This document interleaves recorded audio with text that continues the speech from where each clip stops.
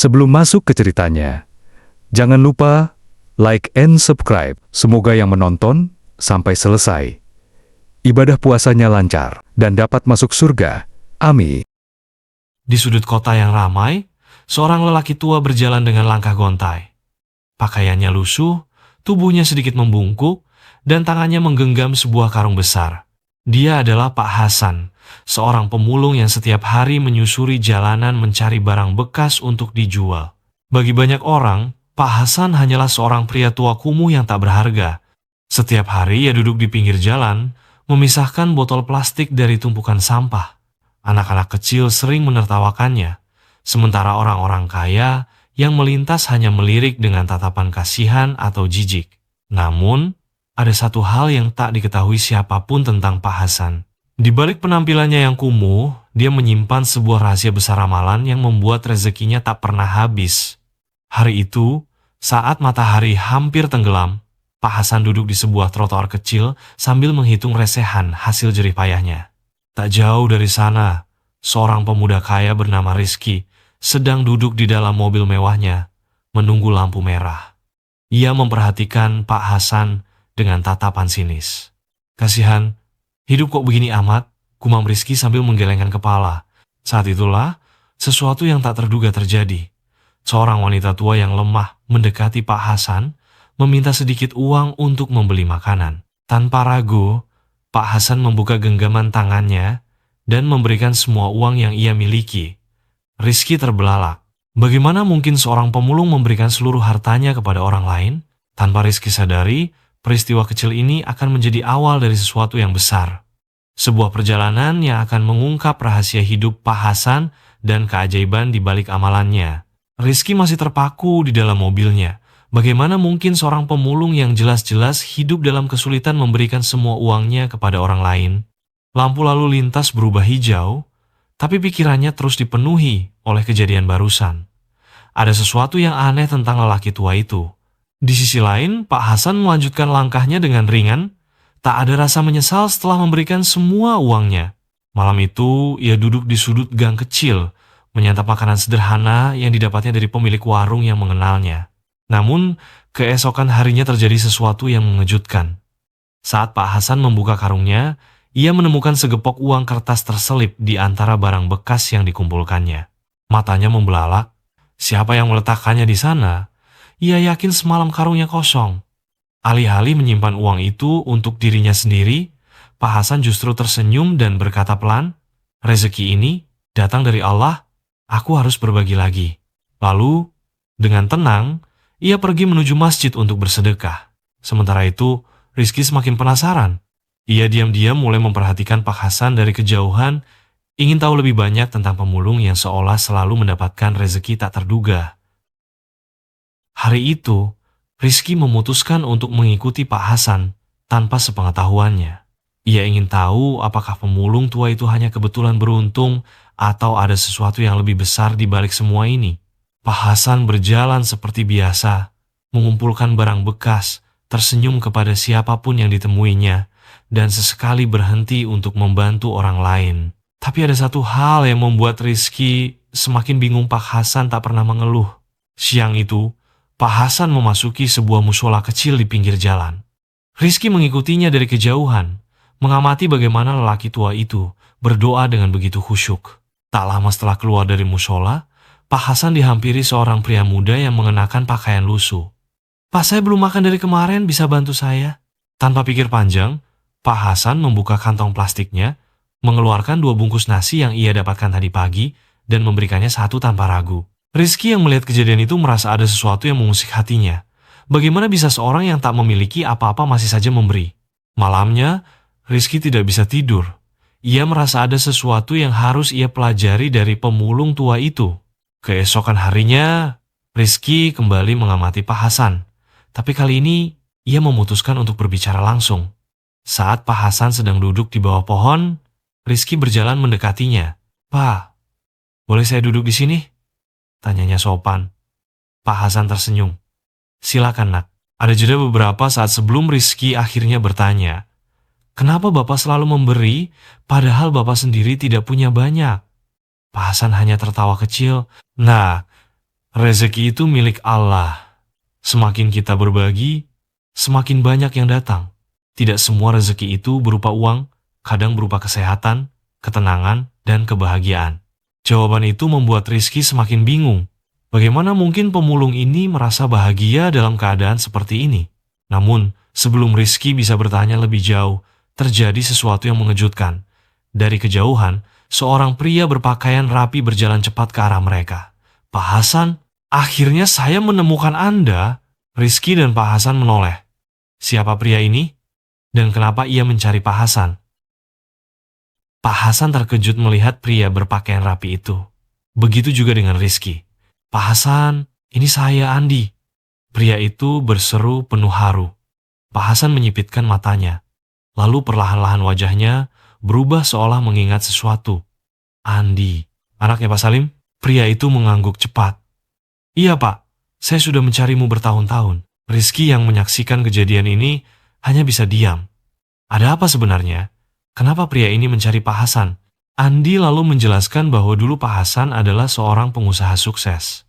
Namun, suatu kejadian di masa lalu membuatnya meninggalkan segalanya dan memilih hidup sederhana sebagai pemulung. Saya selalu bertanya, kenapa Bapak menghilang begitu saja? Apa yang sebenarnya terjadi? Tanya Andi dengan mata penuh harap. Pak Hasan menghela napas panjang, lalu berkata pelan, semuanya karena satu kesalahan besar yang pernah aku lakukan. Mata Rizky membelalak. Jadi, Pak Hasan dulunya bukan pemulung. Pak Hasan menunduk, seolah mengenang sesuatu yang menyakitkan. Dulu, aku adalah pemilik sebuah perusahaan besar. Aku punya segala nyawang, rumah mewah, mobil mahal, tapi satu hal yang tidak kupunya adalah ketenangan hati. Andi mengangguk, mengingat betapa dulu Pak Hasan dikenal sebagai sosok yang dermawan. Lalu, apa yang terjadi, Pak? Tanya Rizky penasaran. Pak Hasan melanjutkan dengan suara bergetar. Aku terlalu sibuk dengan dunia, hingga lupa kepada Allah. Aku lupa bersedekah, lupa membantu orang lain, dan hanya mengejar kekayaan. Sampai suatu hari, aku mengalami kebangkrutan besar. Semua asetku hilang dalam sekejap. Rizky dan Andi terdiam. Saat itulah aku sadar bahwa harta bisa hilang kapan saja. Aku kehilangan segalanya, tapi aku justru mendapatkan sesuatu yang lebih berharga, kesempatan untuk memperbaiki diri. Sejak saat itu, Pak Hasan memilih hidup sederhana dan mengamalkan satu rahasia yang membuat rezekinya tak pernah putus. Rizky semakin penasaran. Apa amalan yang Bapak lakukan sehingga hidup Bapak selalu berkah? Pak Hasan tersenyum. Amalannya sederhana, Nak. Aku selalu melakukan 3 hal ini. Pertama, tidak pernah meninggalkan sholat tahajud. Kedua, selalu bersedekah setiap hari, walau hanya sedikit. Ketiga, selalu berdoa dengan penuh keyakinan bahwa Allah pasti mencukupi rezekiku. Rizky tertegun. Ternyata bukan keajaiban atau keberuntungan yang membuat hidup Pak Hasan berkah, melainkan keyakinannya kepada Allah. Sementara itu, Andi yang mendengar kisah ini merasa semakin bersalah. Pak Hasan, saya dulu sempat mencari Anda untuk memberikan bantuan, tapi saya tak pernah menemukan Anda. Pak Hasan tersenyum lembut. Nah, aku tak butuh bantuan harta. Aku hanya ingin menjalani hidup dengan tenang dan bermanfaat bagi orang lain. Namun, sebelum pembicaraan berlanjut, seorang lelaki tua datang dengan wajah cemas. Pak Hasan, ada masalah besar di kampung. Pak Hasan segera berdiri. Ada apa, Pak? Lelaki tua itu menghela napas. Ada keluarga yang terkena musibah. Rumah mereka kebakaran, dan mereka kehilangan tempat tinggal. Tanpa ragu, Pak Hasan langsung bergegas menuju lokasi. Rizky dan Andi ikut serta, ingin melihat apa yang akan dilakukan Pak Hasan. Sesampainya di sana, mereka melihat keluarga kecil yang menangis di depan rumahnya yang telah hangus. Mereka kehilangan segalanya. Tanpa pikir panjang, Pak Hasan merogoh kantongnya dan menyerahkan uang yang ia punya. Ini mungkin tak seberapa, tapi semoga bisa membantu. Keluarga itu menangis haru dan bersyukur. Melihat kejadian itu, Rizky merasa hatinya semakin tergerak. Selama ini ia mengira kekayaan adalah segalanya. Tetapi Pak Hasan membuktikan bahwa kebahagiaan sejati datang dari memberi. Namun, tiba-tiba seseorang muncul dari kerumunan dan berseru, Pak Hasan, kami punya kabar mengejutkan untuk Anda. Pak Hasan menoleh ke arah pria yang berlari mendekatinya. Nafas pria itu tersengal-sengal. Matanya berbinar penuh semangat. Pak Hasan, ada seseorang yang mencarimu. Dia bilang ingin bertemu secara langsung. Pak Hasan mengerutkan kening. Siapa? Pria itu, Meng Heleng. Saya tidak tahu namanya, tapi dia terlihat seperti orang terpandang. Katanya dia ingin membicarakan sesuatu yang sangat penting. Andi dan Rizky bertukar pandang. Siapa yang ingin menemui Pak Hasan? Apakah ini pertanda baik atau justru bahaya? Dengan langkah mantap, Pak Hasan mengikuti pria itu. Mereka menuju sebuah rumah sederhana di pinggir desa. Saat pintu dibuka, seorang pria tua dengan wajah berwibawa duduk di sana. Pria itu menatap Pak Hasan dengan penuh haru, lalu berkata dengan suara berat, "Hasan, akhirnya aku menemukanmu." Pak Hasan tertegun. Pak Zubair. Pak Hasan terpaku. Zubair adalah sahabat lamanya, seseorang yang dulu pernah menjadi bagian penting dalam hidupnya. Pak Zubair menghela napas panjang. "Aku sudah lama mencarimu, Hasan. Aku ingin meminta maaf." Pak Hasan mengerutkan kening. "Maaf? Untuk apa?" Pak Zubair menundukkan kepala. "Aku adalah salah satu orang yang menyebabkan kehancuran bisnismu dulu." Rizky dan Andi terkejut. "Jadi, orang ini adalah salah satu penyebab Pak Hasan jatuh miskin?"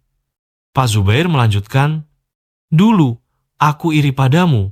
Aku merasa kesal melihat bisnismu semakin besar, sementara usahaku justru menurun. Aku pun bekerja sama dengan beberapa orang untuk menjatuhkanmu, dan aku berhasil." Suasana menjadi hening. "Tapi aku menyesal, Hasan. Setelah bisnismu runtuh, aku sadar bahwa aku telah menghancurkan sahabatku sendiri. Aku ingin menebus kesalahan itu." Pak Hasan menarik napas dalam. "Kau sudah menebusnya, Zubair. Aku sudah memaafkanmu sejak lama." Pak Zubair tersentak. "Benarkah?" Pak Hasan tersenyum. "Allah itu Maha Pengampun. Jika Dia bisa mengampuni hambanya, mengapa aku tidak bisa?" Mata Pak Zubair berkaca-kaca. "Kau masih sama seperti dulu." Hasan yang penuh kebijaksanaan. Namun, sebelum pembicaraan selesai, seseorang datang tergesa-gesa. "Pak Hasan, ada masalah besar di desa." Pak Hasan segera bergegas bersama Rizky dan Andi. Mereka tiba di tengah desa, di mana kerumunan orang tampak panik. "Apa yang terjadi?" tanya Pak Hasan. Seorang warga menjelaskan, ada orang kaya yang ingin membeli tanah di desa kita. Jika dia berhasil, banyak warga yang akan kehilangan rumah mereka. Pak Hasan mengerutkan kening. Siapa orang itu? Tiba-tiba, seorang pria berpakaian mewah turun dari mobil hitamnya. "Namaku Pak Surya. Aku datang untuk menawarkan harga tinggi bagi tanah di desa ini." Warga mulai berbisik-bisik. Ada yang tergoda dengan uang besar, tapi ada juga yang cemas. Pak Hasan maju selangkah. "Pak Surya, mengapa Anda ingin membeli tanah di sini?" Pak Surya tersenyum sinis. "Aku ingin membangun pusat perbelanjaan. Desa ini punya lokasi strategis." Pak Hasan menggeleng. "Tapi di sini banyak keluarga yang tinggal. Jika mereka menjual tanahnya, kemana mereka akan pergi?" Pak Surya mengangkat bahu. "Itu urusan mereka. Aku hanya menawarkan bisnis." Pak Hasan mengepalkan tangan. "Aku tidak akan membiarkan ini terjadi." Pak Surya menatap Pak Hasan tajam. "Kita lihat saja nanti, Pak Hasan. Semua orang butuh uang. Aku yakin cepat atau lambat, desa ini akan menjadi milikku." Warga semakin gelisah. Apakah mereka harus melawan atau menyerah? Pak Hasan tahu bahwa ini adalah ujian terbesar bagi desanya. Jika mereka tidak bertindak cepat, banyak orang akan kehilangan rumah mereka. "Kita tidak bisa membiarkan ini terjadi," kata Pak Hasan kepada warga. "Kita harus bersatu." Namun, tidak semua warga setuju. Beberapa orang tergoda dengan tawaran uang yang besar. "Pak Hasan, kita juga butuh uang untuk hidup," kata seorang warga ragu-ragu. Pak Hasan menatap mereka dengan penuh keyakinan. "Uang bisa dicari, tapi rumah dan tanah ini adalah warisan leluhur kita. Jika kita menjualnya, kita tidak akan bisa mendapatkannya kembali." Rizky yang melihat tekad Pak Hasan mulai merasa tersentuh. Dulu ia hanya peduli pada uang, tapi kini ia sadar bahwa ada hal yang lebih penting. Namun Pak Surya tidak tinggal diam. Ia mulai mengancam warga yang menolak menjual tanahnya. "Kalau kalian tidak menjualnya, aku akan mencari cara lain." Situasi semakin panas. Pak Hasan harus menemukan solusi sebelum semuanya terlambat. Pak Hasan mengajak warga untuk mencari solusi. Mereka mengadakan pertemuan darurat di masjid. "Kita harus menemukan cara. Agar desa ini tetap utuh, kata Pak Hasan.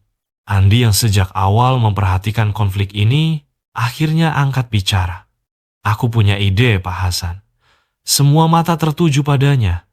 Andi melanjutkan, kita bisa membuat desa ini menjadi desa wisata religi. Banyak orang mencari tempat yang tenang untuk beribadah dan belajar agama.